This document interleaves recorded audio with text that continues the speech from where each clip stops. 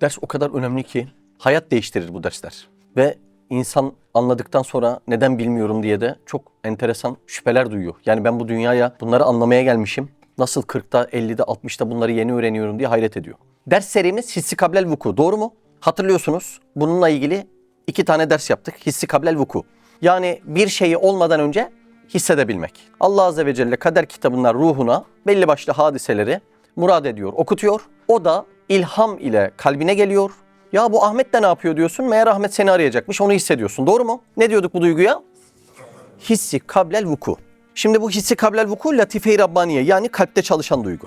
Bugün bu hissi kablel vukunun, bir şey olmadan önce hisseden bu duygumuz var ya, bunun çok gelişmiş 2 tane antenini işleyeceğiz. Çok daha gelişmiş, çok daha inkişaf etmiş. Birisinin adına saika diyeceğiz birazdan. Sevk eden, arkadan iten duygu. Birisinin adına da şaika diyeceğiz birazdan. Mıknatıs gibi kendisine çeken duygu. Üstad Hazretleri bunun birisine 6. duyumuz, birisine de 7. duyumuz diyecek birazdan. Sorun yok değil mi? Bunun bir hissi kablel vuku dersi olduğunu anlatabildim mi? Biraz şimdi bilmediğimiz terminolojiler olduğu için. Devam edeyim mi? Saika ve şaikaya geçmeden önce sizlere bazı duygularımızı tanıtmam lazım. Öncelikle havas-ı humsu zahire dediğimiz bizde 5 tane zahiri duygumuz var. Bunlar kainat ile direkt münasebettar olan duygularımız. Tanıdığımız duygularımız. Nedir bu 5 duygumuz? Görme, işitme, koklama, tatma, dokunma. Bunlar zahiri 5 duygumuz. Kainat ile direkt münasebetler olan duygularımız. 5 tane zahiri varsa 5 tane de ne vardır? Batıni vardır. Demek ki havas-ı humsu batına dediğimiz iç alemimize yönelik de 5 tane duygumuz var. Bunlar bildiğimiz duygularımız yine. Birisi akıl duygumuz. Doğru mu? Demek akıl bir duyu organıymış. Diğeri hafıza duygumuz. Bir diğeri hayal duygumuz. Bunları açıklamaya ihtiyaç yok değil mi? Bildiğimiz, kullandığımız duygularımız. 4.'ye gelelim. 4. duygumuzun ismi vehim. Ama kuruntu manasındaki vehim değil. Şüphe duyma manasındaki vehim değil. Vesvese manasındaki vehim değil. Ene, yani benlik manasındaki vehim. Açıklayayım bu 4. duygumuzu. Şimdi benim elim diyoruz mu ya? Normalde bu elin bütün idaresi, yaratılışı, kemiği, kemiğin üstüne giydirilen eti, üstüne kaplanılan tırnaklarına kadar Allah Azze ve Celle'ye ait olduğunu biz itikaden biliyoruz. Doğru mu? Ama günlük yaşantıdaki kullanımlarda bu eli benim zımnen hissedebilmem ve kullanabilmem lazım. Benim elim, benim evim, benim çocuğum. Normalde o çocuk en küçük hücresine kadar Allah'a mı ait? Ama benim babalık vazifemi yapabilmem için vehmen üstüne bir kurguda bulunmam lazım mı? Lazım. İşte bendeki enaniyet, ene, vehmen bunların kendisine ait olduğunu düşünerek sosyal hayatın devam edebilmesine sebep oluyor. Bunu sağlayan duyguya da kuvve-i vehime diyoruz. Yoksa kuvve-i akliyen biliyor ki bu dünyanın sonu var. Dünya fani. Her şeyde kime ait? Allah'a ait. O zaman ben ölüm hakikatine oturduğum yerden kalkmadan yaşamaya çalışırım. Doğru mu? Ama bu kuvve-i vehime çalışıp tamam da bak zımnen bu çocuk senin, bir sahip çık. Tamam da bak zımnen bu hayat senin, sahip çık. Tamam da bak zımnen bu el senin, gölge hükmünde bu el senin. Bunlara sahip çık diye yalancı bir aidiyet hissi üstünde kuraraktan dünya hayatının ve sosyal hayatın zembereğinin, çarkının çalışmasına vesile olan duygumuz. Anlaşıldı mı? Devam edeyim. Bir diğer 5. duygumuz hissi müşterek. Ne demek bu hissi müşterek? Az önce saydığım 5 tane zahiri duyguyla hatırladınız değil mi onları? Şimdi saydığım 5 tane batıni duygunun arasında köprü vazifesi kuran duyguya hissi müşterek deniyor. Yani benim zahiri duygularım çalıştı. Çok üzücü bir olay gördü. Burada mesela ölmüş bir tane kedi gördüm. Araba çarptı ve gözünün önünde ölüyor. Çok üzücü bir olay. Orada hissi müşterek bu gördüğün olayı batıni duygularına iletiyor. Şefkat hissin depreşiyor ve sen ağlamaya başlıyorsun. Anladınız mı olayı? Buna da hissi müşterek deniyor. Tabi bunlar ulemanın tasnif ettiği 5 zahiri 5 batıni. Yoksa bunların haricinde sayısız duygumuz var. Şefkat var, merhamet var, endişe var, korku var. Sayılamayacak kadar duygumuz var. Lakin 5 tane zahiri 5 tane batıni var diye böyle bir tasnifte bulunmuşlar. Tekrar ediyorum. Bizde sayısız duygu var. Ama ulema bunu tasnif ederken demiş ki 5 tane zahiri duygunuz var demiş. Görme, dokunma, tatma, ilahir. 5 tane de sizde batıni, içeride çalışan duygularınız var demiş. Akıl, hayal, ilahir. Bunları da anladık mı? Anladık. Şimdi Üstad Hazretleri bunların üzerine 2 tane çok önemli duygu ekleyecek. Bunun için Risale-i Nur'da Mesnevi Nuriye'den bir yer okumam lazım size. Beşerin havassul humsu zahire, 5 tane o zahir duygusu. Ve batınadan başka 5 tane de batın duygusu. Alemi gayba karşı açılan pek çok pencereleri vardır. Ben bu duygularımla gayb alemini anlamaya çalışıyorum değil mi? Şefkatimle, vicdanımla, korkumla. Bunun gibi gayb alemine açılan çok duygum var mıymış benim? Varmış. Gayrı meş'ur pek çok hisleri vardır. Yani şuur dışı. Şimdi ben az önce söylediklerime biraz şuurum taalluk ediyor değil mi? Dokunma, görme, akletme. Bunlar da şuurum devrede mi? Diyor ki bir de senin şuur dışı bir sürü duygun var. Benim şuur dışı duygum varsa sizce bir anda tespit edebilir miyim bunu? Ya şuur dışı çalışan çok duygularım varmış. Hissi samiya, işitme. Basıra, görme. Zayika, tatma olduğu gibi hissi sadiseyi sadıka olan saika vardır. 6. hissin olan saika diye bir organın var. Bak çok enteresan. Kendimizi tanıyoruz ha. Ders çok ilginç. Hem hissi sabiyayı barika olan şaika var. 7. hissin olan şaika var. Çok enteresan. Üstad Hazretleri ortaya 2 tane daha his koydu. 6. hissin saika, seni sevk eden duygu. Emir alma gibi düşün bunu. Yani bir komutan orduyu sevk etmek ne demek? Bir yerden bir yere götürmek. Neyle yapıyor bunu o komutan? Emirle. Yani bu saika duygusunda elin kolun bağlanıyor. Direkt emir çalışıyor. Bu senin 6. organınmış. Seni sevk ediyor. 7. organımız neydi? Şaika. O da mıknatısla çekiyor gibi. Miden acıkınca yemeğe çekiliyor musun mıknatısla? Bak ona cazibe kanunu deniyor. Bu da benim 7. organımmış. Şimdi saika ve şaika ile ilgili yine Risale-i Nur'dan 28. mektuptan okuyacağım bu sefer. Bu 2 kavramla ilgili. 28. mektuptan. Çok dikkat edelim. Çok önemli mesele. Hissi kablel vuku ise herkeste cüz'i külli vardır. Açılışı neyle yaptı? Hissi kablel vuku. Neden hissi kablel vuku ile yaptı? Bizim dersimiz saika şaikaydı. Çünkü bu saika şaika dediğim 2 duygu hissi kablel vuku'nun inkişaf etmiş hali. Yani senin ruhunda, Latife-i Rabbaniye'nde olacak olayları biraz hissedebilme ile ilgili bir duygu çalışıyor. Batının 6. istediği. Daha sonra doğru gıdaları alıyorsun manen. Gelişiyor, gelişiyor, gelişiyor. 6. his olan saika, 7. his olan şaikaya evriliyor. Hani o Pokemon'da da vardı çizgi filmde, hatırlıyor musun? Charmander. Büyüyünce ne oluyordu o? Charizard oluyordu. Onun gibi düşün, anladın mı? Duygular gelişiyor, daha kuvvetli bir hale geliyor. Hissi kablel vuku ise herkeste cüz'i külli vardır. Hatta hayvanlarda dahi vardır. Demek ki ben birazdan konuştuğum konuları hem insan için konuşacağım hem hayvan için. Hatta bir zaman ben bu hissi kablel vuku zahiri ve batıni meşhur yani tanınmış duygulara ilave olarak, az önce konuştuk değil mi zahiri batini duyguları?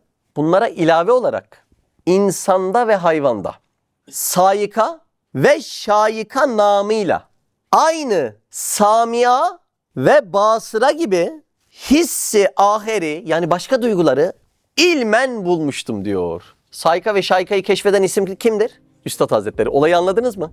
Yani birazdan 2 tane duygumuzu tanıyacağız. Bilmiyor musun? Mesele biraz da enteresan değil mi? Kendimizi tanıyoruz yani. Şu dünyada nefsimizle ilgili nelerimizi biliyoruz ya. Öyle değil mi? Şu an 2 tane manevi organımızı tanıyacağız. Birinin adı saika, biri şaika. Peki kim bulmuş bu organları? Üstad Hazretleri ben keşfettim diyor. Çok enteresan mesela. Şimdi göz ve kulak çok inkişaf etmiş duygular mı? Evet. Kullanıyor musunuz sürekli? Evet. Meşhur duygular mı? Meşhur demek bilinen, tanınan demek. Meşhur duygular mı? Evet. Saika ve şaika çok kullanıp inkişaf etmediğinden meşhur duygu değil. Olay oturuyor değil mi? Yani göz, kulak inkişaf ettiğinden bunların adları var. Yani bizim bir sürü hislerimiz var. Bir sürü duygularımız var. Ama gözü ve kulağı o kadar çok kullanıyorum ki. Artık halk arasında meşhur olduğundan buna görme diyelim, buna duyma diyelim. Peki saika ve şaikayı da göz kulak kadar kullanıyor muyum? Aynen öyle kullanıyorum. Ama halk arasında meşhur olup bilinmediğinden ona isim verememişler. Çoğu insan bunun adını koyamıyor. Aynı bunun gibi tespitini yapamadığımız binlerce hissimiz var. Şu an o 2 tane şöhret bulmamış hissimizi işleyeceğiz. Nasıl gidiyoruz? Var mı sorun? Şimdi tanımlara gireceğim inşallah. Girişte onun mücadelesini yaptım. Konuyu hissi kablel vukudan koparmamaya çalıştım. Çünkü o sıralı dersin önemli bir bölümü. Alt başlık gidiyorum. Saika nedir? Kuvve-i saika. Kuvve, kuvva. Duygu demek. Kuvva ne demek kuvva? Duygu demek. Kuvve-i saika ne demek? Saika duygusu demek. Duygumuzun adı saika. İnsanı şuuru olmaksızın bir yere sevk eden duyguya deniyor. Çok enteresan değil mi? Midede hazmı böyle yapmıyor mu? Şuuru dışı yapmıyor mu bizde? Onun gibi. İnsanın şuuru olmaksızın bir yere sevk eden duyguya denir. Şimdi hissi kablel vukuyu toprak gibi düşün. Saika ve şaikada ondan neşet eden iki tane çok büyük meyve. Saika ve şaikanın hissi kablel vukudan en büyük farkı hareket ettirir. İnsanın içine girince ne yapar? Hareket ettirir. Şimdi tekrar söyleyeyim. Saika ne demek? Şuuru olmaksızın bir şeye sevk eden duygu demek. Allah insanı bir yöne sevk edeceği zaman hangi duyguyu verir? Bu duyguyu verir, saikayı, ama adeta komutanın askerine emir verdiği gibi. Yani mutlaka oraya gidersin, mutlaka onu bulursun, mutlaka onu yaparsın, içinden gelmese bile, anlam veremesen bile. Birçoğunuzun ev taşıma hikayelerine bakın, üniversitede bölüm seçme hikayelerine bakın, birazdan bakacağız hepsine, altında bu çıkacaktır. Anlaşıldı mı? Sevk dediğimiz, sevk ne demek? Yani bir orduyu bir yerden bir yere taşırken ne deniyor askeriyede? Orduyu sevk ediyoruz, bir yerden bir yere taşıyoruz. Saika deyince bir askerin emir verip arkadan ittiği gücü düşüneceksiniz. Şaika dediğinde içeriden mıknatıs gibi çeken gücü düşüneceksiniz. Saikada arkadan itme var. İstesen istemesen o olay oluyor. Şaikada mıknatıs gibi içeriden çekme var. Oturuyor değil mi kavramlar? Saikadan devam ediyorum. Bu saika itici bir güç dedim. Sana rağmen mi iter bu saika? Sana rağmen iter. Hayatınızda bazı örneklere dikkat edin. İstemeye yaptığınız çok örneğe rastlayacaksınız. Ya hiç içimden gelmiyor ama yapasım geliyor. Oluyor mu? Çok enteresan. İşte burada çalışan duygu saika duygusu. Allah Azze ve Celle bu duyguyu farklı cihetlerde tahrik eder, hareket ettirir. Bazen korkuyla bu duyguyu tahrik ettirir. Bazen kaçınmayla bu duyguyu tahrik ettirir. Öyle olmaz mı? Yani korktuğunuzdan dolayı başka bir yere gittiğiniz olmuyor mu hiç? Mesela bir deprem hadisesinde belki 3 ay sonra dönebileceksiniz. Ama içinize bir korku yerleşiyor ve evinizi barkınızı taşıyorsunuz ama hayatınız değişiyor, ahiretiniz değişiyor. Zaten ana konu ahiretin değişmesi değil mi? Cennet ve cehennem serüveni bu. Yani bu anlam veremediğimiz duygular nereden geliyor? Kuvve-i saikadan çalışıyor. Evet, kuvve-i saika ve şahs-ı manevi alt başlık. Şimdi birazdan örneklendirdiğimizde daha iyi anlayacaksınız ama bu kuvve-i saika hayvanlarda çok kuvvetli çalışıyor. Yani adeta hayvanları tek bir ruh yönetiyor gibi onların sevk edilmesinde hiçbir problem çıkmıyor. Doğru mu? Mesela atların aslında nevlerine ait bir müekkel melek var. Nevlerine. O tek bir melek bütün atları sevk ediyor gibi. Dikkat edin hayatlarına. Öyle değil mi? Adetlerine dikkat edin atların. Koşma sevdalarına dikkat edin. Başka varlıklarda hicret zamanı geldiğinde hicret etmelerine dikkat edin. Bütün o nev'in, çeşidin tek bir müekkel meleği onlara emir vermişçesine inanılmaz bir sevk oluyor mu olmuyor mu? Şimdi hayvanlarda olay bu şekilde çalışıyor. Tek bir müekkel melek onların tamamına emir veriyor gibi saika duygusu hayvanlar istese de istemese de her birisine tek bir vücut gibi iş yaptırıyorlar. Şimdi haşa la teşbih ve la temsil. Benzetmek gibi olmasın ama Allah yolunda koşturan insanların da hayatı böyle. Az önce bir meleğe örnek verdim ya, her birisine emir veriyor gibi. Allah yolunda koşturan insanların da başlarında oluşan bir şahs-ı manevi, hem de veli-i kamil hükmünde olan bir şahs-ı manevi. O Allah yolunda koşturan o şahs-ı manevideki insanların tamamına adeta tek bir emir verir gibi enteresan bir şekilde bir yere sürükleniyorlar. Dikkat edin. Enteresan değil mi? Başka memleketten, başka meşrepten, başka takımdan, başka yemekleri seven, tarzı farklı, giyimi farklı. Ya bu kadar insanın bu kadar uyumlu hareketi yapabilmesinin sebebi o şahs-ı manevinin, az önce verdiğim atlardaki örnek gibi, bütün o cemiyet içerisindeki insanların şahs-ı manevisini tek bir vücut gibi çalıştırmasından kaynaklanıyor. Mesela Hayalhanem'in İstanbul'da açılma olayı çok komik bir olay. Burası inşaat halinde, Mersin'deki burası. Terasına çıkıyoruz. Yani içimize bir his geliyor terasta böyle arkadaşlarla. Ve o esnada bir tane Instagram'dan hikaye atılıyor. İşte İstanbul'da da şöyle bir yer olmasın mı? Şimdi normalde bu tür olaylar burada hep meşveretle yapılır. Günlerce konuşulur, haftalarca konuşulur, ne yapalım ne edelim diye, ama olayın komikliği çok enteresan. Sonra telefonlar çalıyor arkadaşların.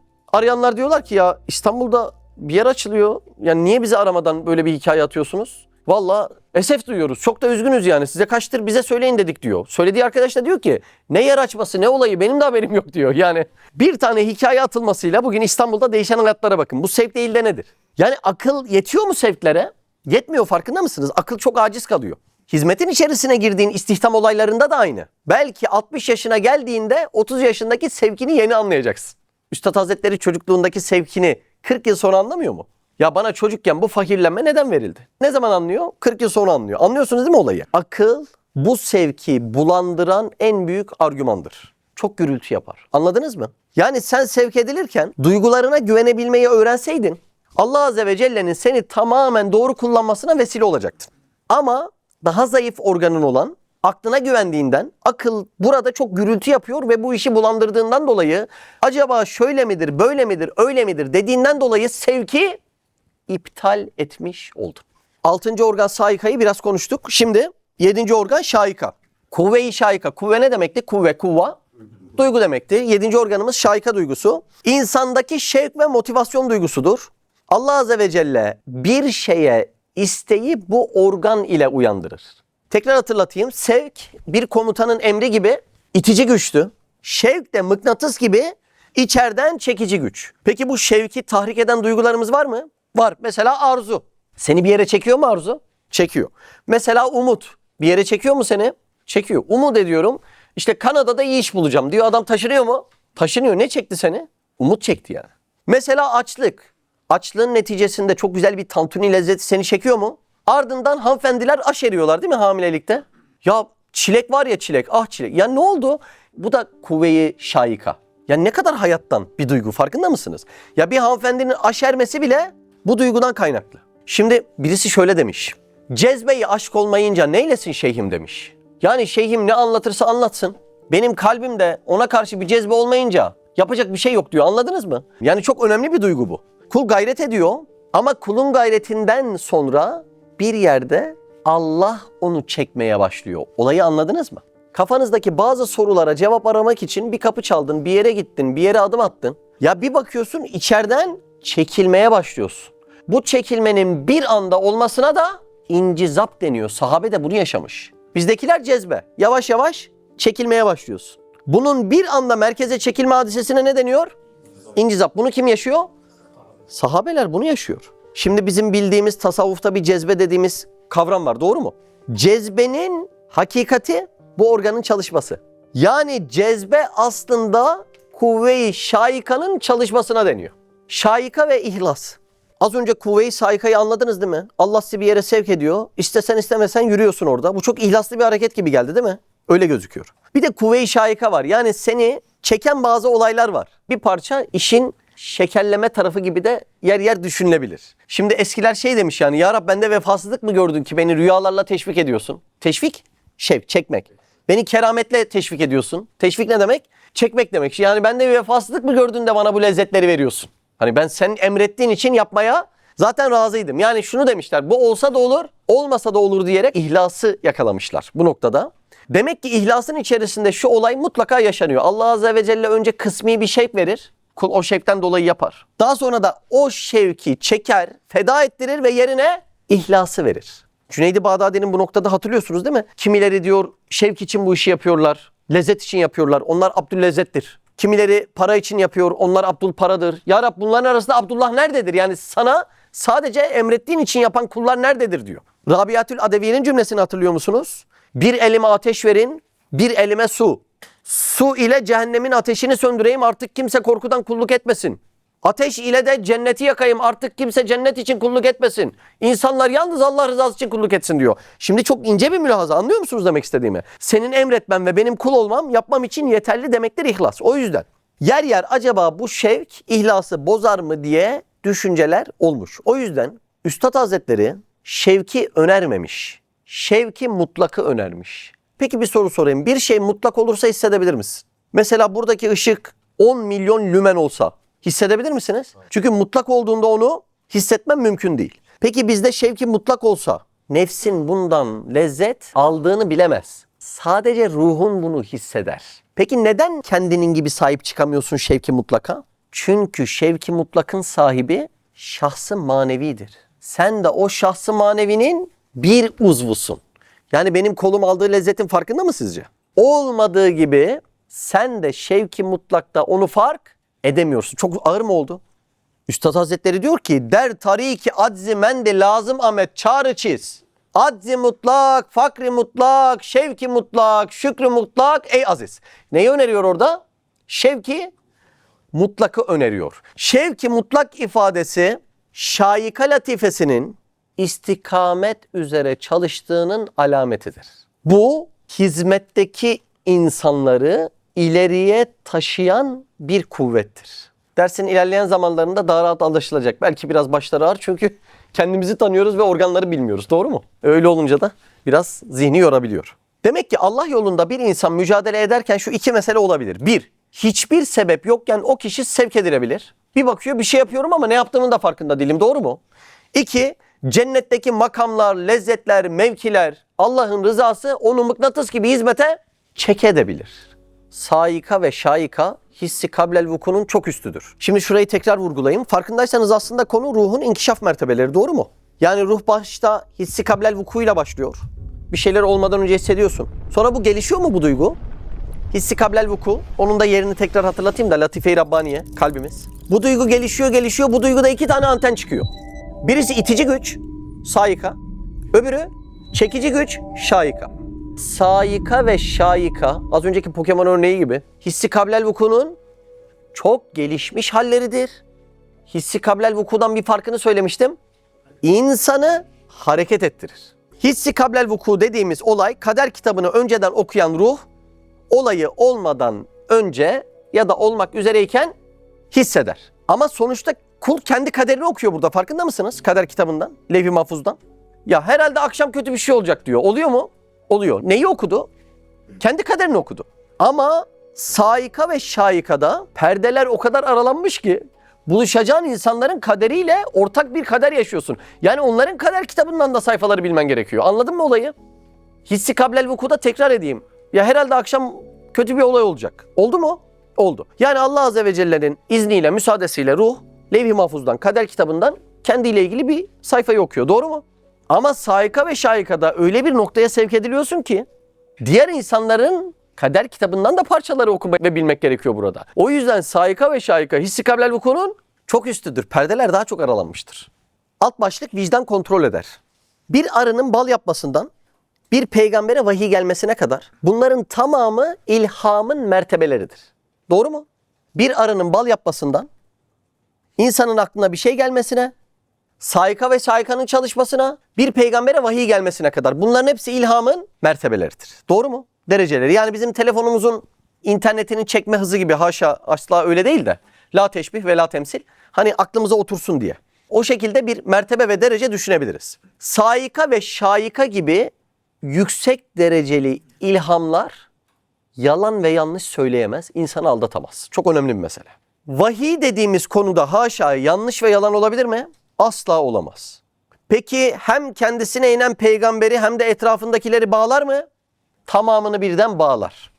Yüksek dereceli ilhamlarda da yanlış olmaz. Ama etrafı bağlamaz, sadece inen kişiyi bağlar. Farkı anlatabildim mi? O yüzden saika ve şaika yüksek dereceli ilhamlardır. Gerçek ilhamda yanlış olmaz çünkü kaynağı Allah'tır. Şimdi ben az önce Mesnevi Nuriye'den bir paragraf okumuştum saika ve şaika ile ilgili. Onun bir cümlesini buraya sakladım. O cümlede saika ve şaikayı anlattıktan sonra şunu söylüyor. O şevk ve sevk yalan söylemez, yanlış gidemez. Tekrar edeyim. O şevk, yani şaika çalışıyor ve saika çalışıyor. Bu sevk edilmede ve bu mıknatıs gibi çekilmede yanlış olabilir mi eğer doğru çalışıyorsa? Yanlış olma ihtimali yok diyor. O şevk ve sevk yalan söylemez, yanlış gidemez diyor. Saika ve şaika insanı hareket ettirir. Bu hareketin doğruluğunu kontrol eden mekanizma ise buyurun vicdandır. Vicdan bu hareketi ve motivasyonun iyi mi kötü mü olduğunu yargılayan insanın içindeki denetleme merkezidir. Ahlaki bir pusula gibi. Yani bu duyguların dizginleri kimin elinde? Vicdanda. Vicdan dediğimiz duygumuz müşahade makamı gibidir. Yani ilhamın çok yüksek bir derecesi gibidir. Vicdan şahadet alemiyle gayb alemi arasında öyle bir yerden besleniyor ki beslendiği olayların hiçbirisi teori değil. Bizzat hakikatin kendisinden besleniyor. Yani vicdan bir doğruyu anlamak için muhakeme yapar mı? Asla yapmaz. Vicdan da doğru doğrudur. Yani o hakikatin kendisinden beslenir. Vicdan bir doğruyu anlamak için bazı parametrelere ihtiyaç duyar mı? Zerre kadar duymaz. Vicdan doğrunun kendisidir. Anlatabildim mi? Allah bize öyle bir organ vermiş ki. Müşahede makamı gibi vicdan. Bir teoriye ihtiyaç duymaz. Argümanlara ihtiyaç duymaz. Ve dünyadaki insanların tamamında bulunan vicdan aynı çalışır. Kimileri bozar, kimileri paslandırır. Ama verilen vicdan aynı çalışır. Bakın Üstad Hazretleri külli muarrif diye bahsettiği 4 unsur var. Bir diyor ki Kur'an külli muarriftir diyor. Doğru mu? Kur'an herkese hakikati aynı şekilde anlatıyor mu? Kur'an aynı şekilde anlatır. Başka insanlar farklı anlayabilir. İkinci olarak Efendimiz Aleyhisselatü Vesselam'ı söylüyor mu? Külli muarrif diyor. Üçüncü olarak Kitab-ı Kebir-i Kainatı diyor mu? Elma, armut, portakal delil mi bunlar? Delil. Nokta Risalesi'nde dördüncü olarak da vicdanı söylüyor. Külli muarif diyor. Vicdanın herkese alimlik yapıp doğruyu anlatması için herkeste çalışan vicdanın aynı çalışması lazım. Sana hakikati pembe öbürüne yeşil anlatsa olmaz o. Anlatabildim mi? Vicdanın içindeki doğrular bütün insanın evinde aynıdır.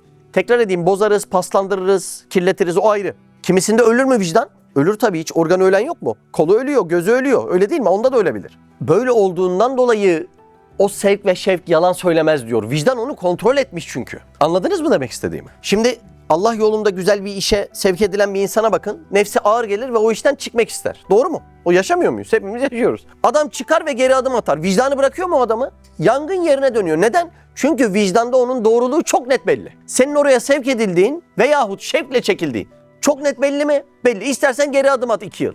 Vicdanın yangın yerine dönüyor. Sen vicdanı orada susturabiliyor musun? Öldürebilirsin. Ama doğru çalışıyorken susturman mümkün değil. Çünkü vicdandaki doğru sabittir. Şimdi ben size yine 28. mektuptan bir cümle okumak istiyorum. Risale-i Nur'dan vicdan iyice anlaşılacak. Yani bu ilham niye önemli, sevk, şevk niye önemli anlaşılacak. Şimdi Üstad Hazretleri bir hizmette kullanılmaya istihdam edilmek deniliyor. Doğru mu? Diyor ki biz istihdam olunuyoruz. İhtiyar ve iktidarımız haricinde. İhtiyar seçmek demek. İktidar kudret. İhtiyar ve iktidarımız haricinde çok mühim işler bize yaptırılıyor. Şimdi cümleye dikkat edin. Biz istihdam olunuyoruz diyor değil mi? Şimdi bu cümleyi bize yazdırsanız inşallah istihdam olunuyoruzdur deriz. Doğru mu? Ama burada öyle bir ifade görüyor musunuz? Görmüyorsunuz. Peki bir dua makamında bir ifade var mı? O da yok. Çok net belirgin bir cümle var mı burada? Bak inşallah değil. Dua makamında Allah bizi istihdam ediyor. Böyle bir şey yok. Neden bu kadar net bir ifade kullanıyor Üstad Hazretleri gibi hassas, kılı kırk yaran bir insan? Çünkü saika ve şaika yalan söylemez. Çok nettir okuyabilirsen. Cümleyi anladınız mı? Tekrar okumamı ister misiniz? Biz istihdam olunuyoruz. Yani bir inşallah koyulmuş mu? Ya dua edelim Allah bizi istihdam etsin var mı? Ya çok net anlaşılıyor, anlamıyor musunuz? Saika ve şaika çünkü yalan söyleyemiyor. Yani ilhamın o kadar yüksek mertebesi ki. Biz istihdam olunuyoruz. İhtiyar ve iktidarımız haricinde çok mühim işler bize yaptırılıyor. Cümleye çok dikkat et ya. Yani tahmin yok, zan yok. Değil mi? Bunlar yok yani. Neden yok? Çünkü vicdan hakikati tas tamam görür. Biz eğer onu okumayı bilirsek. Şurayı tekrar etmek istiyorum. Vicdan bunları okurken bir ara yöntem kullanmaz. Berzah kullanmaz. Ayna kullanmaz. Hakikati şekillendirmeye ihtiyacı yoktur. Muhakeme yapmaya ihtiyacı yoktur. Yani sanki insandan bağımsız bir şuunat gibi bir şey. Yani ben kullanıyorum ama benim elimde değil. Vicdan değil mi? Çok enteresan. Peki vicdanın ölümü ne demek o zaman? Yani vicdan anladık ki gayb alemiyle muazzam ilişkisi olan bir şey. Vicdanın ölümü de senin Allah'la uzaklaşman demek. Artık oradan gelen frekansları okuyamıyorsun. Buna da vicdanın ölmesi demek. O yüzden Allah'tan uzaklaşmak çok tehlikeli bir olay. Her insanda da vicdanın aynı olduğunu söyledim. Evet. Yani aslında niye burada olduğumuzu falan konuşuyoruz. Niye buradayım, nasıl geldim, niye canım istiyor ya da canım istemeden niye geldim, bunları konuşuyoruz aslında. Şimdi konum şu. Sadece birisi çalışabilir. Bir insanda bu organlardan ikisi aynı anda çalışmak zorunda mı? Hayır, sadece birisi çalışabilir. Yani saika çalışır, istihdam edilirsin ama şaikan çalışmaz. Yaptığın işte lezzet alamayabilirsin. Bu lezzet dediğimiz nefsani bir lezzet tabii ki. Yine de o kişi vazifesini aksatmaz. Bu yüksek bir ihlastır işte. Allah Azze ve Celle kimine ihlası böyle kazandırıyor demek. Zevki vermiyor. Şimdi bir şeyler yapmalıyım diye bir tuşa basmaz, yanıp tutuşmaz ama hizmette ne vazife verilirse başarılıdır. Gördük mü böyle insanlar? Gördük. Saikası çalışıyor ama şaikası çalışmıyor. Bakın Fussilet suresi 11'de diyor ki, dahası o duman halinde olan semaya iradesini yöneltti. Ardından ona ve arza isteyerek veya istemeyerek gelin buyurdu. İsteyerek veya istemeyerek gelin buyurdu, isteyerek geldik dediler. Yani farkında mısınız? Allah Azze ve Celle'nin mevcudatı idaresiyle ilgili çok ince bir tını var ayette. İsteyerek veya, yani ben sevk ettikten sonra güneş istemeyerek de olsa o emre uyduğu gibi benim veli demek Allah'ın sınması altına girmiş, ona yakın olan kul demek. Velayet yakınlık demek. Veli demek Allah'ın sınması altına girmiş, yakın kul demek. Veliler için korku yoktur diyor ya ayette. Hüzün ve korku yoktur diyor. Veli kavramını anladınız mı? Ne demek? Sen benimsin, ben yönetiyorum. Şimdi veli bir kulda bir sürü başına musibetler geliyor. Hatta çok hasretleri var. Annesini özlüyor, çocuğunu özlüyor ama İslam yolunda işkenceler çekse bile devam ediyor. Nasıl oluyor bu? Sen benim velimsin. Doğru mu? İmam-ı Azam Ahmed İbni Hanbel zindanlarda yaşamış mı, yaşamamış mı? Hasan Şazeli yani sıkıntısız günü geçmemiş. Şimdi baktığınızda Necip Fazıl yani vefat etmeye yakın hala mahkemelerle uğraşıyor. Seyyid Kutup zindanlarda etmediklerini bırakmamışlar. Öyle değil mi? Yani şimdi bakıyorsunuz o Allah Azze ve Celle ile belli bir yakınlığı kurmaya çalışan kullarına bakıyorsun. Olumsuzluk da yaşasa zahirde öyle. Yani şevk ve zevk alacak hiçbir perdede olmasa vazgeçiyorlar mı? Ne oluyor? Size bir yerden emir mi geldi? Adeta öyle. O hislerle geliyor. Hangi hislerle? Saikayla. Burada konu saika, şaika değil. Zaten konumuz bu değil mi? Biri çalışabilir. Şimdi mesela ben Hazreti Ömer'in o koca devleti yönetirken lezzet aldığını düşünmüyorum. Siz düşünüyor musunuz? O kadar mesuliyet. Yani o lezzet alan biri şu cümleleri söyler mi yani? Keşke bitki olarak götsem. Yani diyor ki el elde baş başta hani dünyaya geldiğim gibi gideyim de Allah bana kızmasın. Şunlardan günah yazmasın, başka bir şey istemiyorum diyor. Koca Ömer. Ya bizim dinimiz değil mi ya? Onun vesilesi, onların vesilesi yani. Koca Ömer'in ben devlet yönetirken lezzet aldığını düşünmüyorum. Demek ki saika çalışıyor, şaika çalışmıyor. Ne zorluklar çekmişler değil mi? O devletleri yönetirken. Şimdi Üstad Hazretleri'nin nefsiyle mücadele ettiği bir an var. İkna etmeye çalışıyor nefsini. Daha sonra bir sinek koluna konuyor. Sinek o nefsi lezzet almadan da bu işler yapılabilir diye ikna ediyor. O kim mi? 28. lema. Nefsimle mücadele ettiğim bir zamanda nefsim kendinde gördüğü nimeti ilahiyeyi kendi malı tevehhüm ederek. Kuvve-i vahime dediğimiz bu işte. Nefis ne diyor? Bu mal benim. Gurura, iftihara, temeddühe başladı. Nefis diyor ki bunları ben yaptım, bu işleri ben kurdum, bu çocukları ben büyüttüm. Gurur benim hakkım mı? Hakkım. Ben ona dedim ki, kime diyor? Nefse. Bu mülk senin değil, emanettir. Şimdi bir araba senin değilse sahip çıkar mısın? Bir çocuk senin değilse ne kadar bakarsın? Nefis de onu diyor. O vakit nefis gurur ve iftiharı bıraktı. Tamam, gurur etmem, iftihar da duymam. Fakat tembelliğe başladı. Benim malım olmayana ne bakayım? Zayi olsun bana ne dedi? Olayı görüyor musun? Birden gördüm bir sinek elime kondu. Emanetullah olan gözünü, yüzünü, bakın emanetullah Allah'ın emaneti. Kendinin değil. Gözünü, yüzünü, kanatlarını güzelce temizlemeye başladı. Bir neferin miri silahını, yani sen askerdesin, o mallar sana ait değil. İçinden gelmese bile emir olarak yapar mısın onu? Yaparsın. Bir neferin miri silahını, elbisesini güzelce temizlediği gibi sinek de temizliyordu. Nefsime dedim, bak. Baktı, tam ders aldı. Sinek ise mağrur ve tembel nefsime hoca ve muallim oldu. Sineğin lezzet almadan vazifesini yaptığını nefsine ispatlıyor ve nefsin vartasını atlatıyor. Nasıl olay? Mükemmel bir olay. Ana konumuz şu değil mi burada? Bu duygulardan ikisi aynı anda çalışmak zorunda değil. Sadece biri çalışabilir. Az önce saika çalışıp şaika çalışmamayı konuştuk. Şimdi neyi konuşalım? Şaika çalışsın, yani ben şevkleneyim ama saika çalışmasın. Kimisinde dikkat edin şevk vardır ama sevk yoktur. Yani yapmak ister ama yapamaz. Çok örneği var mı bunun da? Çok örneği var. Ya bir bakıyorsun senin ömründe görmediğin kadar şevki var. Yapabiliyor mu? Yapamıyor. Neden? Kuvve-i şaika çalışıyor ama kuvve-i saika çalışmıyor. Çünkü Allah Azze ve Celle bu işleri herkese yaptırmaz. İşin aslı budur. Yaptıracağı kulları seçerek yaptırıyor. Üstad o yüzden hizmet edenleri tebrik ediyor. Yani Üstad Hazretlerinin hizmet edenleri tebrik etmesi, sen ne güzel hizmet ettin, seni tebrik ediyorum diye değil, seçildiğin için seni tebrik ediyorum. Olayı anladınız mı? Yani sen seçimle seçilmişsin manasında tebrik ediyor.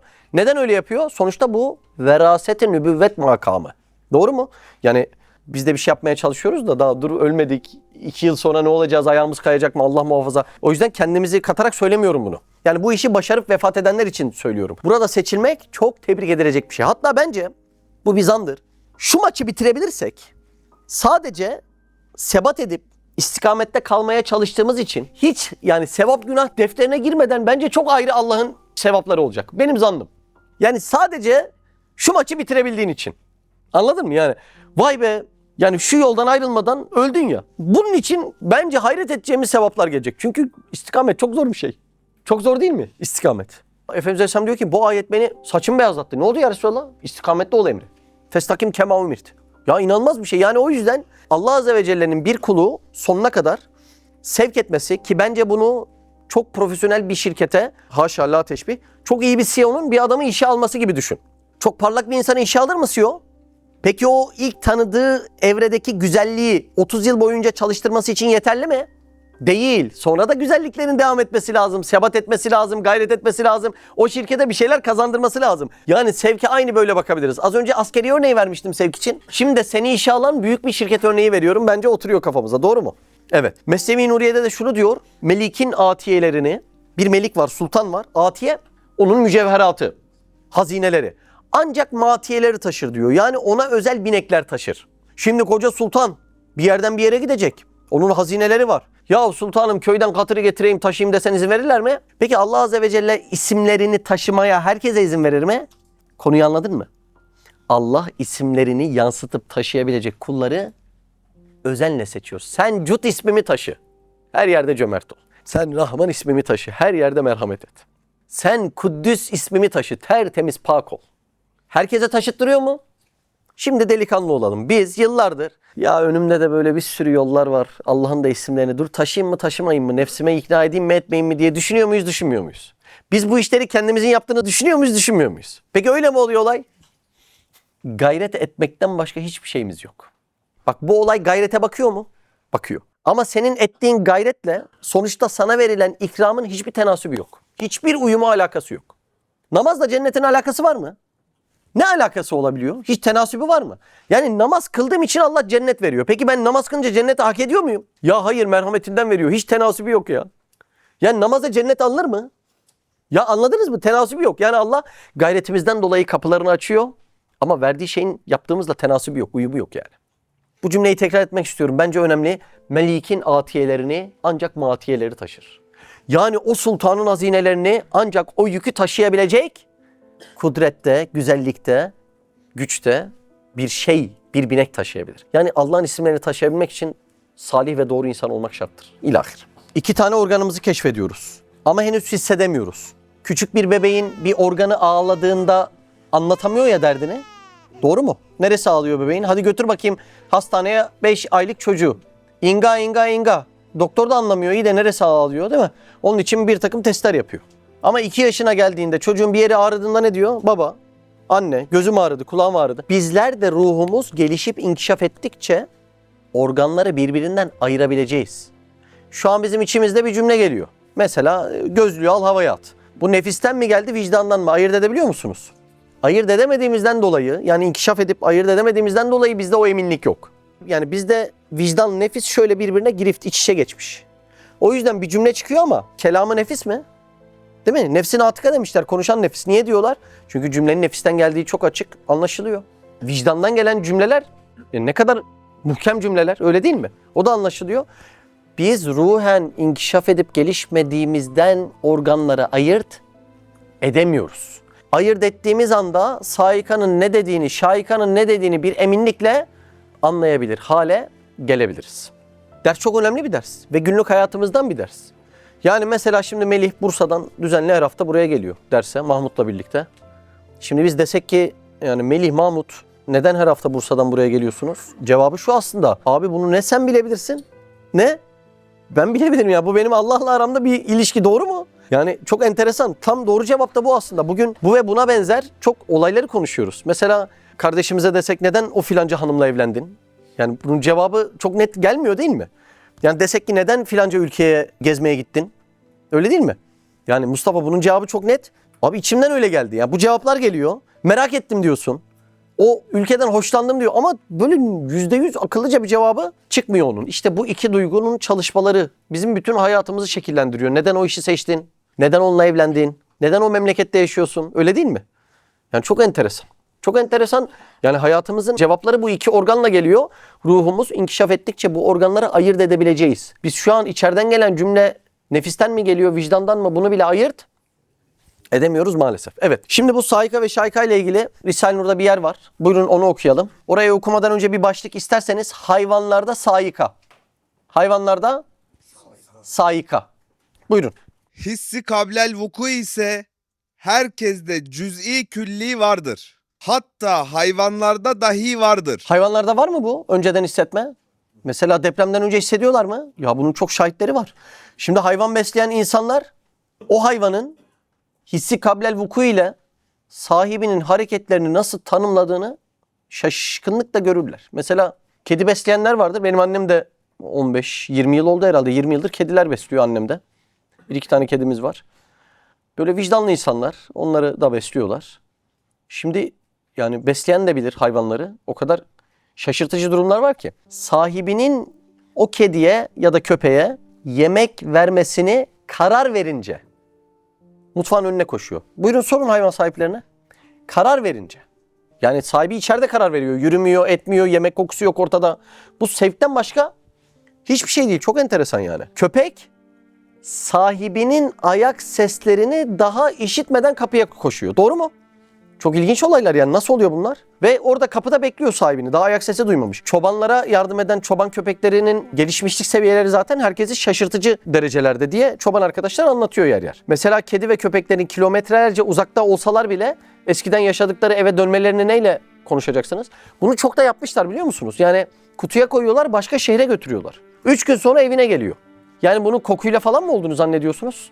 Allah'ın sevk etmesinden başka hiçbir durum yok. Yok hafızası kuvvetli, yok yol haritası çok iyi, uzlamsal zekası kuvvetli, kokuyu iyi alıyor. Ya bunların hiçbiri değil. Ben bugün şu derste de onları zihinlerden silmek istiyorum. Yok kokuyu iyi alıyormuş, yok hafızayı iyi. Bunlar değil. Sevkten başka hiçbir şey değil. Yani bir dağ keçisinin hareketlerine bakın. Buzulların kırılacağını önceden hissediyor. Doğru mu? Bakın biz Pozantı'da bir yerde yemek yiyoruz. Pozantı dağlık yer. Daha geçen hafta da gittik. Geçen hafta gittiğimizde orada böyle küçük küçük ama çok dikey dağlar var. Hemen telefon kamerasını açıyoruz, yaklaştırıyoruz. Küçük dağ keçilerine bakıyoruz. Ya böyle yokuşlarda küçücük dağ keçileri nasıl yürüyor? İnanılır gibi değil. Öyle değil mi? Şimdi belgesellerde de onlara kamera takıp yürütüyorlar. Farkında mısınız neler yaptığının? Ya uçan bir kuş o bölgede uçarak onların yaptığını yapamaz. Öyle hareketlerde bulunuyorlar. Buzulun kırılacağını önceden hissediyor. Nereden hissediyorsun? Buzun inceldiği zamanı biliyor, ona göre basmıyor. Nereden biliyorsun sen? Ya bakın tekrar edeyim. Yok gözü iyi görüyor, kokuyu iyi alıyor. Baktığında anlıyor. Ya bunlar değil, sevkten başka hiçbir şey değil ya. Çığ olabilecek bölgeden kaçıyor, önden kaçıyor. Sen çığı nereden hissettin de önden kaçıyorsun? Karlarla örtülü bir uçurumun başında adımlarını hiç tereddütsüz atıyor mu? Tekrar ediyorum. Bu Allah'ın sevk etmesinden başka hiçbir şey değil. Yok matematik zekası gelişmiş, uzamsal zekası gelişmiş. İşte baktığında bölgenin haritası ya hiçbiri, şunların bir açıklaması var mı? Bunlar Allah Azze ve Celle bütün mevcudatı sevk ediyor. Güneş de onun sevkinde mi? Aylar, yıldızlar sevkinde mi? Karıncalar sevkinde mi? Hücreler sevkinde mi? Bütün mevcudatı sevk ediyor, sonra da bana irade veriyor. Bak sana irade verdim doğru seçimler yap diye ama hiç panik yapma. Bütün mevcudatı ben sevk ediyorum, seni de yalnız yolda bırakmam diyor. Çok büyük bir güven meselesi ya. Yani ben keçiye bakarak güven duymam lazım. Az önce Üstad Hazretleri nefsine dersi nereden verdi? Sinekten verdi. Yani benim o dağ keçilerine, kedilere, aylara, yıldızlara bakıp güven duymam lazım. Ya onların Rabbisin ya. Yani beni biraz muhayyer bırakmışsın. İrademe bağlı gibi. Zahirde öyle. Ama özellikle veli bir kul olursan onlara korku da yok. Hüzün de yok. Bu asırda veli olmak zorundayız. Yani böyle kerametli evliya falan o manada demiyorum. Allah'a yakın bir kul olmak zorundayız bu asırda. Niye? Hem onlara korku yok. Korku gelecekle ilişkili bir kavramdır. Hem de onlara hüzün yok. Hüzün de geçmişle ilişkili bir kavramdır. Öyle değil mi? Mükemmel bir şey yani. Ama şu okuduğumuz dersler bu güveni biraz hissettirmiyor mu? Yani dağ keçisini böyle sevk eden Allah, seni beni yarınki iş seçiminde, müşteriye vereceğim fiyat seçiminde, öyle değil mi? Siz düğün salonunuzda yazmıyor musunuz? İşte bu düğünü kaça yaparsınız? Bir şey yazıyorsun ama kalbinde şu var. Ya diğer düğün salonu daha iyi rakam. Hiç rahat ol. Sevk edecek o. Veriyor mu bu güveni? Buyurun devam edelim. Hatta bir zaman ben bu hissi kablel vuku zahiri ve batini meşhur duygulara ilave olarak insanda ve hayvanda saika ve şaika namıyla aynı Samiya ve Basıra gibi iki hissi aheri ilmen bulmuştum. Üstad Hazretleri bu 6. ve 7. organı keşfediyor. Az önce okuduk burayı. Devam edelim. Cümleye lütfen dikkat edin. Şimdi ehli dalalet ve ehli felsefeye geçtik. Ehli dalalet ve ehli felsefe o gayrı meşhur hislere, Yani meşhur olmamış, bilinmedik manasında. Meşhur olmamış ne demek? Bilinmedik. Yani saika şaika hissi çok biliniyor mu? Bilinmiyor. Bilmediğinden dolayı da ehli felsefe sallamış onu. İçgüdü demiş. Onu diyecek. Buyurun. hata ederek ahmakçasına sevki tabii diyorlar. Yani tabii bir sevk, hareket hali var diyorlar. Ya da tabiat onu sevk ediyor diyorlar. Ya da içgüdü diyorlar değil mi? Bu kavramları kullanıyorlar. Neden böyle? Saika şaika bilinmediğinden. Buyurun. Haşa, sevki tabii değil. Belki bir nevi ilham-ı fıtri olarak insan ve hayvanı kaderi ilahi sevk ediyor. Felsefe bu sevk edilme halini keşfetmiş mi? Keşfetmiş. Doğru isimleri verebilmiş mi? Verememiş. Hata ederek ne demişler? İçgüdü demişler. Halbuki şey enteresan, yani bir şey içten güdülüyorsan, güden var. Yani değil mi? En basit tabiriyle yani. Felsefenin içgüdü dediği hislerin merkezi saikadır. Arının bal yapması da bu hikayenin özetidir. Başka hiçbir şey değildir. Ama şimdi bir felsefeye soralım. Arı nasıl bal yapar? Cevap verin felsefeye göre. İçgüdüyle. Tekrar soralım. İçgüdü dediğiniz nedir? Arıya bal yaptıran şey. Yani bir bilinmeyeni başka bir bilinmeyenle açıklamak. Doğru mu? Şimdi bir memlekete gidiyorsunuz. İlk defa gitmişsiniz. Diyorsunuz ki ya belediye binası nerede? Postanenin üstünde. Peki postane nerede? Belediye binasının altında. Ben ne anladım bundan şimdi? Yani bir bilinmeyeni başka bir bilinmeyenle açıklama çabası. Ya çok enteresan bir fasit daire. Allah Allah.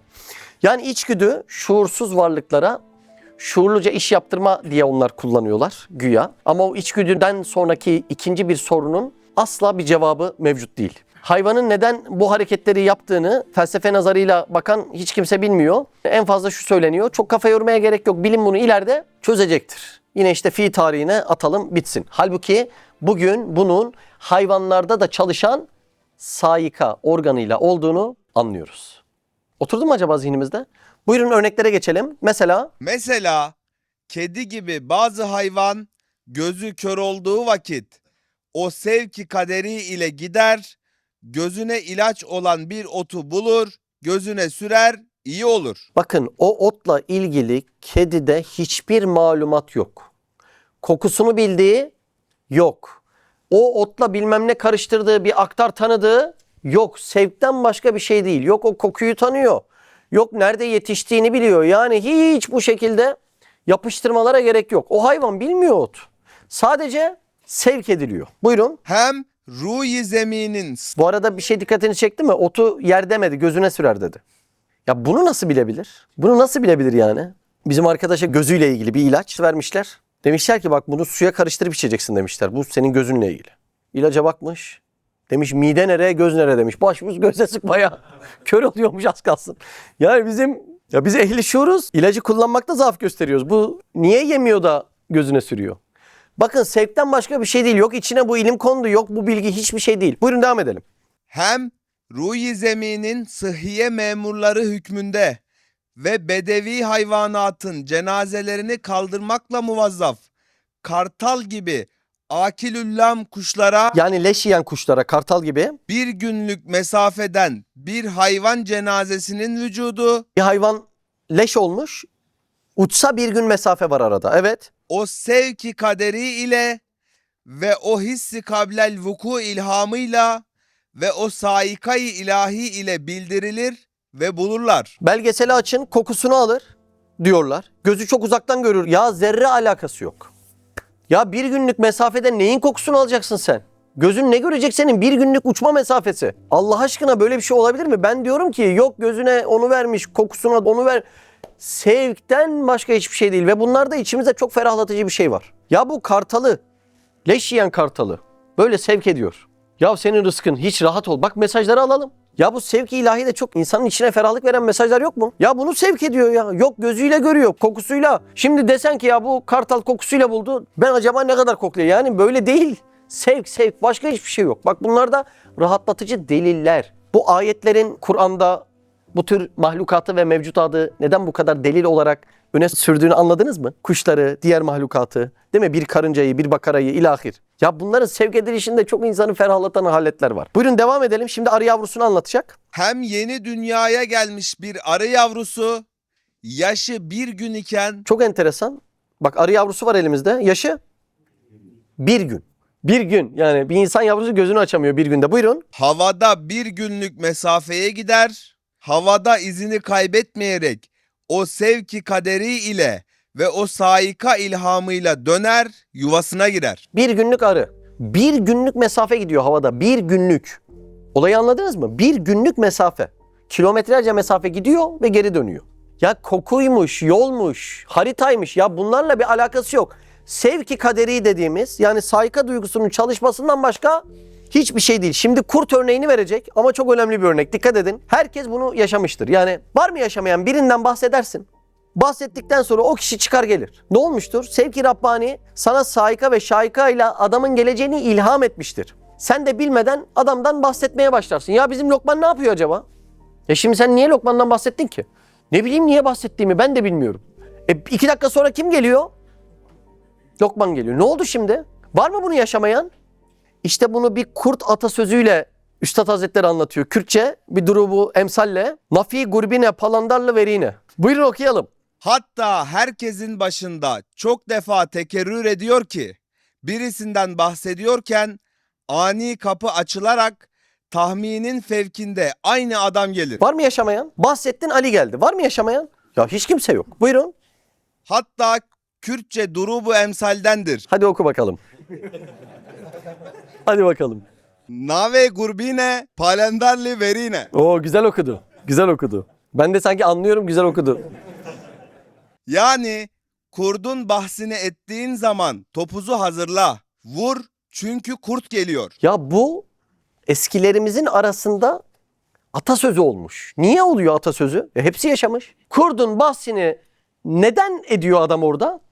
Ettiren ne? Bilmiyorum. Yani şey olarak bilmiyorum değil mi? Mantıken. Mesela bizim ne zaman Maraş'ta köye gitsek Fatih Ünal kurdun bahsini ediyor doğru mu? Ya gece ses duydum. Ünal ne ses duydun? Kurt ses duydum. Hayda. Bir de Çeçen köyü ya sarımsaklı bir yemek yiyoruz cırgındış diye. Ya diyorum sarımsak mı dokundu acaba? Çok yoğun sarımsaklı bir yemek. Çeçenlerin çok meşhur cırgındış diye. Şimdi kurdun bahsine o kadar çok ediyorlar ve kurt çıkıyor ki neden? Kurt çıkacağından sana o bahis ettiriliyor. Neyle? Saikayla ettiriliyor. Ya bu atasözü olmuş diyor. Yani birinden bahsedince kapıdan gelmesi atasözü olmuş diyor. Demek bir hissi kablel vuku ile latife-i Rabbaniye icmalen o adamın gelmesini hisseder. Hangi organ çalıştı? Latife-i Rabbaniye. Latife-i Rabbaniye icmalen çalışırsa ortaya ne çıkar? Hissi kablel vuku. Latife-i Rabbaniye kuvvetli çalışırsa ortaya ne çıkar? Saika ve şaika. Ben hayatımdaki tercihlerimi doğru yapmak istiyorum. Sen istiyor musun? Bir meslek seçimi yapacağım, doğru seçmek istiyorum. Sen istiyor musun? Üniversitede bölüm tercihi yapacağım ki puanların her biri de değil mi? 0,05 puanlarla gidiyorsun. Sen istiyor musun doğruyu? Bir evlilik yapacaksın, doğru kişiye denk gelmek istiyorsun. Yoksa insanın dünyası ve ahireti ikisi birden rezil oluyor ve bu asır sıkıntılı bir asır. İstiyor musun doğru seçimler yapmayı? Latife-i Rabbaniye'yi doğru beslersen ruhun kalbi demektir. Ruh kabuk gibi en önemli organımız Latife-i Rabbaniye. Rabbani organ. Latife-i Rabbaniye Allah Azze ve Celle'de zat-ı uluhiyet ile ilişki kurabilen tek organımız Latife-i Rabbaniye. Ruhtaki 1000 organın kalbi. Üstad öyle diyor ya sanevberi bir et parçası değildir. Yani çam kozalağı gibi bir et parçası değildir. İnsandaki o Latife-i Rabbaniye. Eğer sen buna doğru gıdaları verirsen bunun en büyük gıdası marifet. İman dersleri. Buna doğru gıdaları verirsen saika ve şaika inkişaf edip doğru çalışacak. O günden sonra senin bütün tercihlerin şu okuyacağım hadise masadak olacak. Onu doğrulayan tercihler olacak. Buhari'de geçiyor Rikak Basri. Kulumu sevince ben onun işiten kulağı, gören gözü, tutan eli ve yürüyen ayağı olurum. Benden ne isterse ona mutlaka veririm. Bana sığınırsa onu korurum. Nasıl olacak bu? Doğru gıdayı alırsak, saika ve şaika inkişaf ederse, o günden sonra senin yaptığını zannettiğin tercihlerini sen yapmamış olacaksın. Çok inanılmaz bir müjde değil mi ya? Allah Allah. Bunun doğru çalışması için en önemli kurallardan birisi sahabe efendilerimizin hepsinin yaptığı olay.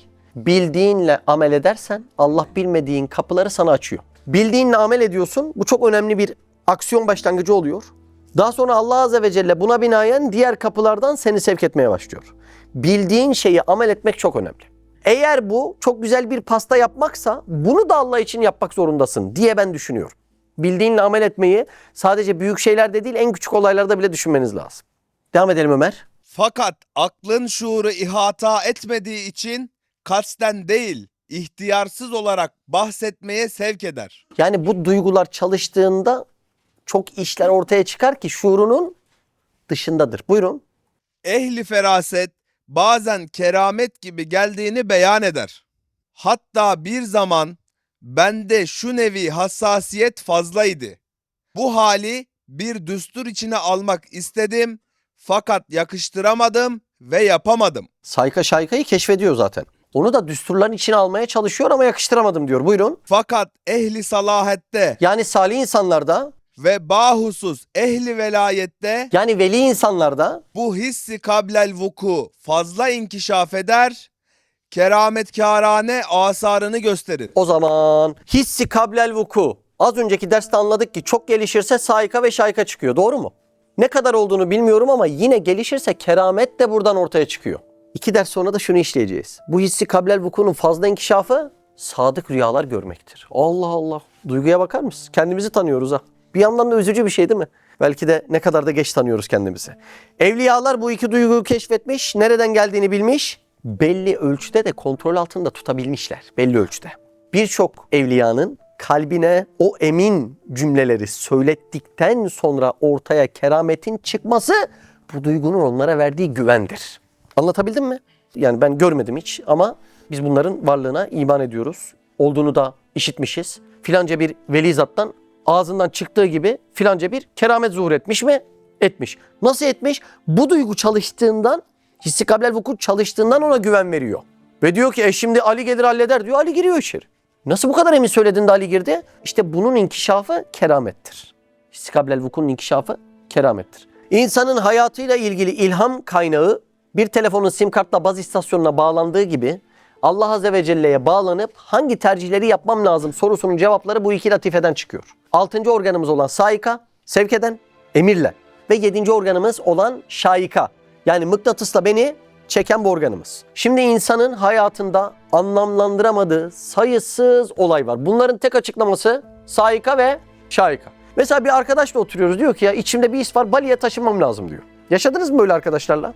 Bali'ye gitmem lazım diyor. Ya da Meksika'ya gitmem lazım diyor. Bizim arkadaş var. Batmanlı bir arkadaş. Finlandiya'ya gitmem lazım dedi ve en son sınır dışı edildi. Şu noktalara güvenmiyoruz sende diye. Kaça kaça Azerbaycan'da hapise düştü. Gene de gitti oraya yani. Ve buradaki hayatı da güzel bir hayattı. Yani ne var seni bu kadar cebren sevk eden? Ya bunu açıklayabilir misiniz mantıkla? Enteresan değil mi? Açıklayamıyorsun yani. Şimdi neden gidiyorsun bilmiyorum. Tek sebebi var. Saika çalıştı. Adam musibetzededir. Diyor ki ya içimde bir his var, ben bunlardan kurtulacağım diyor. Kurtuluyor mu? Kurtuluyor. Sana o güveni ne verdi? Saika. Bakın ben şunu da çok yaşadım. Siz de yaşamışsınızdır. Çocukken arkadaş diyor ki ya ben eminim zengin olacağım. Ya arkadaşım nasıl zengin oluyorsun bu kadar emin? Çünkü bu işler yalan söylemiyor. 20 yıl sonra bir karşılaşıyorsun, 10 yıl sonra üf memleket alacak parası var. Yani nasıl sen bunu tahmin ettiğinde buna doğru yürüdün? Yani yalan söylemez diyor ya bu duygular. Demek ki kimileri hayatında kısım kısım okuyabiliyor yani. Lütfen şuraya dikkat edin. Çoğu isteyerek yaptığımızı zannettiğimiz tercihlerin hepsi bu iki duyguyla yapılmıştır. Saika ve şaika. Yine birkaç örnek verip devam etmek istiyorum. Arkadaş diyor ki ya aklımda bir soru var diyor. O sorunun neticesinde canı sohbete gitmek çekiyor. Yani şaika çalışıyor. Aklımdaki soruyu bulmam lazım deyip canı sohbete gitmek çekiyor. Mıknatıs da çekiliyor mu? Çekiliyor. Ne çalıştı? Şaika. 10, 20, 30 tane ihtimalin arasında neden oraya gittin? Bu da saika. Ve bir bakıyorsun hayatı değişiyor. Bir soruyla. Öyle olmadı mı? Bak bizim Doktor Halit. Öyle olmadı mı Halit? Kafasında birkaç soruyu araştırıp geliyor. Bir bakıyorsun yıllarca burada.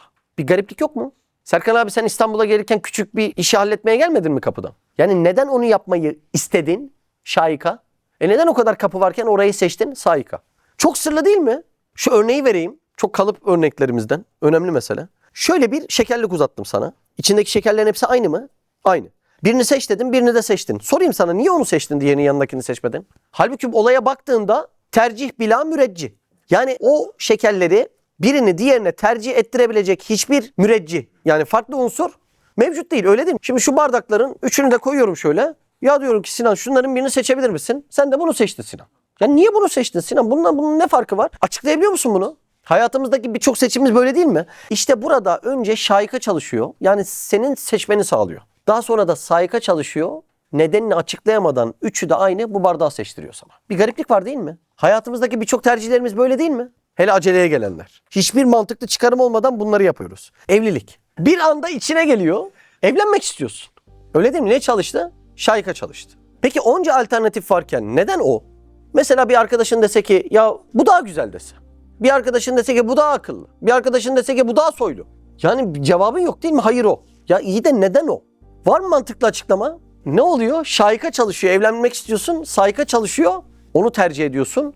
Konu aşk olunca şaika duygusu cezbe kanunuyla taaşşuk dediğimiz olayı yaşıyor. Taaşşuk. Aşkla seni kendine çekmek. Yani neredeyse akıl çalışmayacak seviyelerde ilişkiler ve evlilikler duyuyor musunuz? Ben çok aşık oldum. Dünyayı yakarım ama o arkadaşı alırım. Oluyor mu bunlar? İnanılmaz bir cazibe var mı? Farkında mısınız? Bu evlilikte şaika çok kuvvetli çalışıyor. Mıknatıs gibi çekiyor. Hatta öyle bir evreye geliyor ki taaşşuk demişler ona. Taaşşuk yani kendine aşk ile çeken demek. Taaşşuk. Cazibe kanunu akıl ve mantık yürütmeden seni çekiyor. Kararsız kaldığın ve böyle seçim yapmak zorunda olduğun meselelere dikkat et. Çalışan 2 tane organımız. Bu saika ve şaika ile ilgili hayvan örnekleri vermek istiyorum. Allah nasıl sevk ediyor? Penguenden örnek verelim. Penguenin dişisi yumurtlayınca erkeği o yumurtayı ayaklarının üstüne alıyor. Bir de böyle bir onların bükük derisi var. O deriyi de üstüne koyuyor yumurtanın. 60-65 gün boyunca o yumurtayı bacaklarının üstünde, yani ayağının üstünde ve o deri parçasıyla birlikte çevire çevire ısıtıyor. Kaç gün? 60-65 gün boyunca. Aç kalma pahasına mı? Aç kalsa bile bunu yapıyor. Neden? Çünkü yumurta buza değdiği anda işi bitecek. Belli ki bu işi dünyada öğrenmiyor. Başka alemden birisi mahiyetine koymuş. İşte buna sevk ilahi deniyor. Hatta sevk ilahi diye bağırıyor mu bu olay? Evet. Neden? Çünkü o erkek penguene içindeki his otur diye emrediyor. Yoksa hangi erkek günlerce çocuk bakar? Öyle değil mi? Sevk yani bu. Sevk olduğu bağırıyor. Çok açık, o yüzden bağırıyor. Yumurtaya 60-65 gün boyunca bakıyor. Enteresan değil mi? Yani sizin de zihninizde o gelmiyor mu? Bu sevk emir. Yani asker komutanından emir almış gibi denileni yapmaya mecbur kalıyor. Farkında mısınız? Bu hayvanlardaki saika örneği, sevk ilahi örneği. Tavuktan örnek vereyim bu sefer de. Tavuk da 21 gün kuluçkada kalıyor. Çok uzun bir süre. Niye? 37,5 yumurtayı tutacak 21 gün boyunca. Yani neden bunu yaptığını bir düşünün. Şimdi şu dersin üstüne. Civcivler genelde 21. gün ortaya çıkıyor. Doğru mu Kemal? Ve o 21 gün boyunca birinci günle 21. gün hariç yumurtayı çeviriyor sürekli. Embriyo zara yapışmasın diye. Zar orantılı kalsın diye. İçerisindeki protein tortu halinde kalmasın diye ve kendi sıcaklığı yumurtaya homojen dağılsın diye. Ya Allah aşkına gözünü seveyim. Tavuk ya. Bugün filmlerde biri birine hakaret edeceği zaman affedersiniz tavuk gibi aptal olma diyorlar.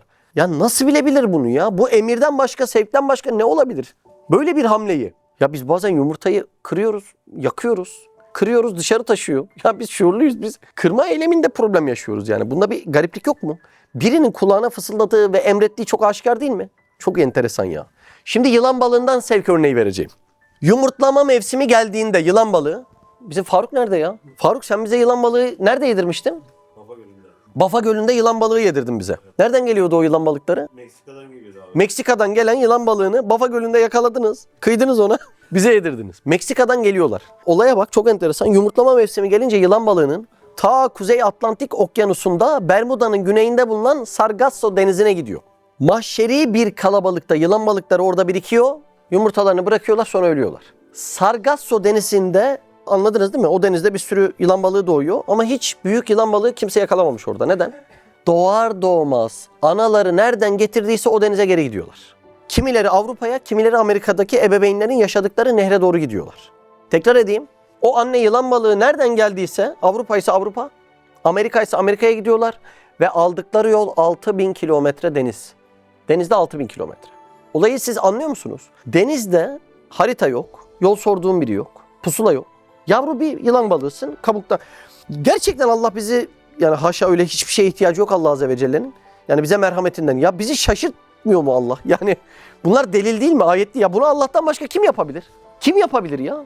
Ya en iyi robotu yapayım de 10 tane gönderdiğinin ikisi arızalanır. Yani kim böyle bir şey yapabilir ya? Enteresan değil mi ya? 6000 kilometre.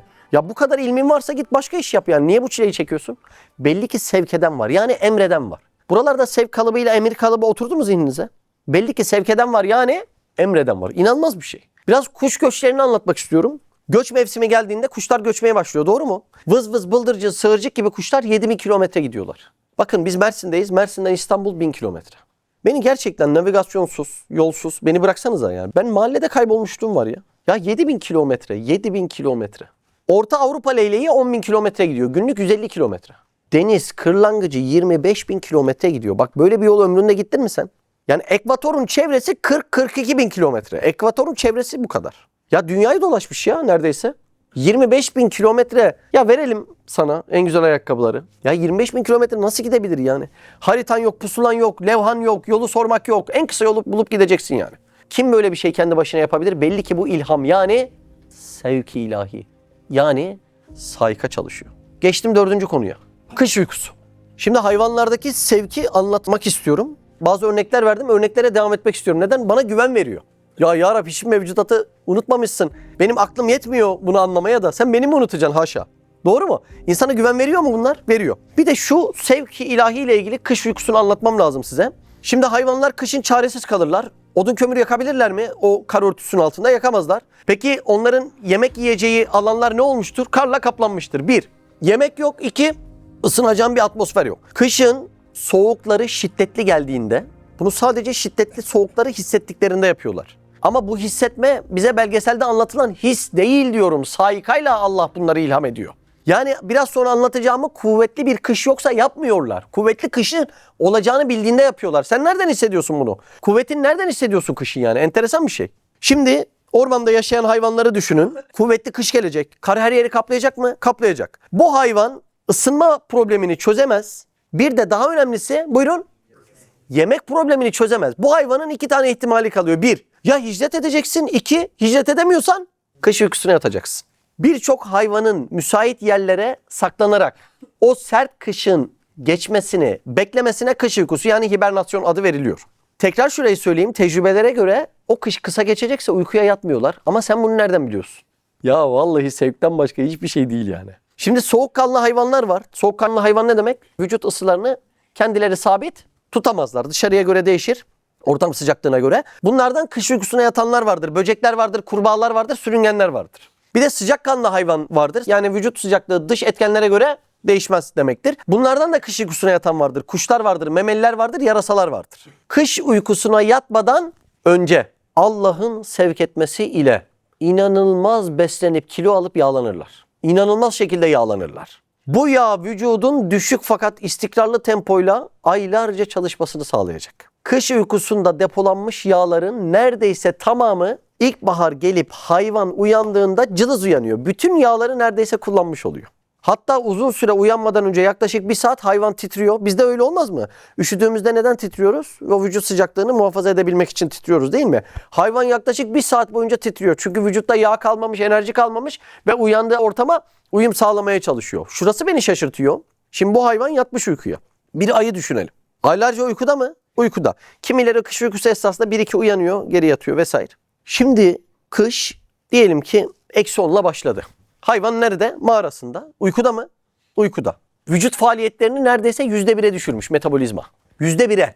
Yani kalp atış ritmin, vücut sıcaklığın %1'lere düşmüş. Sen uykudayken kışın şiddeti artarsa -10'dan -30'a indi. Vücut metabolizması daha hızlı çalışaraktan daha çok yağ alıyor. Neden? Daha çok yağ yakıyor ki hem sıcaklığını muhafaza etmeli, hem hücrelerine gerekli gıdayı gönderip seni daha iyi şekillerde çalıştırmalı vücudunu sen uyurken. Sen uyurken. Ya nasıl ya? Nasıl? Söylesene nasıl? Nasıl ya? Yani şuurla bilinemeyecek işleri uykudaki hayvana yaptıran kimdir ya? Sevki ilahiden başka hiçbir şey değil. Hiçbir şey değil ya. Bakın kış uykusunda metabolizma faaliyetleri öyle düşüyor ki 1-2 örnek vereyim. Dağ faresi. Kış uykusuna yatıyor mu? Yatıyor. Normal vücut sıcaklığı 35. Kış uykusuna yattığında 6 derece. Kalp atışı normalde 200 ile 400 ritim ama kış uykusuna yatınca dakikada 4 ya da 12 arasında seyrediyor. Yer sincabı vücut sıcaklığı normalde 39, kış uykusunda 4'e düşüyor. Kalp ritmi dakikada normalde 200-400, burada da 2 ile 10'a düşüyor. Sen asıl yarasaya bak. Vücut sıcaklığı normalde 40, kış uykusunda 2. Resmen ölmüş ya. Öyle değil mi? Ölüm gibi değil mi? Kalp atışı normalde 400 ile 700 seyrediyor dakikada. Kış uykusundayken 7 ile 10. İnanılır gibi değil ya. İnsan ve damar yolları. Yine sevki ilahi anlatıyorum. Saika yani. Şimdi insandaki ölçü inanılmaz. İnsanın damar yolları toplanmış 100.000 kilometre ediyor. 100.000 kilometre. Yani dünyanın ekvator çevresi yaklaşık 40.000 kilometre. Benim damarlarımı birleştirseler 2-2,5 kez dünyayı dolaşacak. 100.000 kilometre damar yolum var benim ve bütün vücudumu suluyor. Sinir hücremi düşün. Sinir hücrelerini birleştirmişler uçuca hesapla. 500.000 kilometre olduğunu söylüyorlar eğer birleşseydi sinir hücreleri. 500.000 kilometre. Yani buradan Ay'a kadar gitsen 400.000 kilometre yapıyor. Ay'ı da geçiyorsun. Sinir uçlarını birleştirip şöyle bir doğru yapsalar Ay'ı da geçiyor buradan. Benim vücudumdaki faaliyetlerin olayını anladın mı? Şimdi damar yollarına dönelim. 100.000 kilometre. Damar yolu var. Mahmut seni küçük bir hale getirdim. Vücudumun içine koydum. Ayağıma koydum. Hadi git kulağıma bul bakalım. Bulabilir misin? Bakın beyler biz az önce 10.000, 20.000, 25.000 kilometreler konuştuk. Ben diyorum ki size 100.000 kilometre damar yolunda. Ben fasulyeyi yiyorum. Pilavı yiyorum. Tantuni yiyorum. Bu kalsiyum dişe gideceğini. Fosfor göze gideceğini. Bu kadar ihtimallerin içerisinde bulması Allah aşkına. Yani neyle açıklayacaksın sen bunu? Bunlar açıklanmadan nasıl devam ediyor akıllar ve hayatlar? 100.000 kilometre damar yolunda. Ya biz mahallede evi karıştırıyoruz ya. Ya her İstanbul'a gittiğimizde sapak kaçırmıyor muyuz? Ya o kadar zeki insanlarız. Niye böyle oluyor? Navigasyon da önümüzde açık. Niye kaçıyor bu? Ya bu ne dedi acaba? Böyle mi dön dedi, böyle mi dön dedi? Hele bir yol çatallansın. Ben burada çatallama demiyorum ki milyonlarca ihtimaller arasında nereden buluyor fasulye gideceği yeri? Nereden buluyor fosfor ve kalsiyum sürekli gideceği yeri? Sevki ilahiden başka hiçbir şeyle açıklayamazsın. Bunu iman edip kabul ettikten sonra da dersin ki ya kalsiyumu fosforu unutmayan gariban Mehmet'ini unutur mu ya? Çok rahat etmesi lazım kalbin. Molla Ahmet Camii. Yine Saika ve Şaika örneği veriyorum insanda. Hicri 400 yılında yaşayan Molla Ahmet Namık Camii. Horasan'ın Namık köyünde yaşar ve sonradan Cam kasabasına yerleşir. O yüzden Namıki Camii. Bunlar nispe. Namıki Camii. Bunlar yaşadığı yerlerin nispeleri değil mi? Molla Ahmet Camii, yani o köyde yaşadığında. Şöyle anlatıyorlar, eski hali içki satar ama içkiyi içmeyen birisi. Bir gün fıçıyı götürürken Allah Azze ve Celle kalbini açıyor, kainatın tılsımını okutuyor. Kainat tılsımı ne demek? Ben nereden geldim, nereye gidiyorum, niye yaratıldım değil mi? Kainat tılsımı bunlar. Allah kainat tılsımını kalbine ilham ediyor. Tahsil bile görmemişken, yani hiçbir medrese eğitimi yok. Allah birden onu yetiştiriyor ve bölgede Şeyhülislam oluyor. Kendisi Risale-i Nur'da Sikke-i Tasdik-i Gaybi 8. lemada şöyle geçiyor. Mesela Ahmet Camii demiş ki, bak söylediği cümleden zaten yani nasıl bir yere yetiştirildiğini anlıyorsun. Mesela Ahmet Camii demiş ki, her 400 sene başında mühim bir Ahmet gelir. 1000 tarihi başındaki Ahmet en mühimmidir. Yani o elfin, o binin müceddididir. Burada Ahmet dediği kim? Müceddidi, Elfi Sani, İmam-ı Rabbani, Ahmet-i Faruki. İmam Rabbani Hazretlerinden bahsediyor. İşte böyle mutlak bir surette söylediği halde İmam-ı Rabbani'nin büyüklüğü ve taşahhusu o haberi gaybiyi katiyen kendine almış. Yani bu rivayeti yapan kişi Molla Ahmet Camii. Şimdi konuma dönüyorum. Bu zat yaşlanıyor Molla Ahmet Camii. Mescitte uzakta. Yani normalde çok yaşlı ve hasta evinde namazı kılmak istiyor ama içindeki his mescide sürüklüyor. Kendisi öyle istiyor mu? İstemiyor. Kendisi evinde kılmak istiyor ama içindeki his mescide sürüklüyor. Yaşlı olduğu halde dirense de sonunda mescide gidiyor. İçeride oturan bir genç var. Genç Hazreti görüyor. Efendim diyor, tevafuk oldu. Ben de sizin yanınıza gelmek istiyordum. Birkaç sualim var diyor. Hazret bütün soruları cevapladıktan sonra gence şu nasihatta bulunuyor. Bak delikanlı diyor. Sen genç bir adamsın, ben ise yaşlıyım diyor. Sen benim yanıma rahat gelirsin ama ben gelmekte zorlanıyorum. Bu reva mıdır beni ta buraya kadar getiriyorsun saikayla? Sen çık gel. Olayı anladınız mı? Allah Allah. Gencin ihlası koca Molla Ahmet'i sevk etti. Üstad Hazretleri İhlas Risalesi'nde ne diyor ihlas için? En kerametli bir vesileyi makasıt. Yani bir maksadıma ulaşmak istiyorum. Bunun en kerametli yolu nedir? İhlas. O genç o kadar ihlasla bu meseleyi istiyor ki koca Hazret ayağına kadar geliyor ve geldiğinin farkında. Senin duan ve ihlasından dolayı Allah beni sevk etti. Reva mıdır bu yaşlı adama? Bir daha bir işin olduğunda beni çağırma. Sen gel diyor. Beni çağırma dediği ne yani? Kapını mı çaldı? Telefonla mı aradı? Merkezden çağırma diyor. Demek ki çağırmaların en geri çevrilmezi de her şeyi Allah'tan istemek. İhlas en kerametli bir vesileyi makasıt. 2 tane daha organımızı yeni tanıdık. Bir yerde üzücü. Kendimizi yeni tanıyoruz. Gerçekten şu hakikatlerin böyle çok taassupsuz, insanların acaba kabirde işime yarar mı nazarlarıyla anlaması, öğrenmesi ve çalışması gereken meseleler. Özellikle bunların Hayalhanem YouTube'daki oynatma listelerinde teker teker sıralı halde çalışılması lazım. Yoksa arabayla geçerken bir dinleyeyim, tamam dinle de ikinciyi daha iyi dinlemek için birinciyi dinle. Yani bunların yaza yaza çize çize bakın kendimizi tanıyoruz. Aslında bir yerde de trajikomik bir noktası da var. Yani bu yaşlarımıza gelip kendimizi yeni tanıyoruz. Tanımadan günlük vefat edenler de var. Ya çok ehemmiyetli meseleler. Onu tekrar hatırlatmak istedim. Subhaneke la ilme lena illa ma allamtena inneke entel alimul hakim ve ahiru davana enelhamdülillahi rabbil alemin. El Fatiha mesela.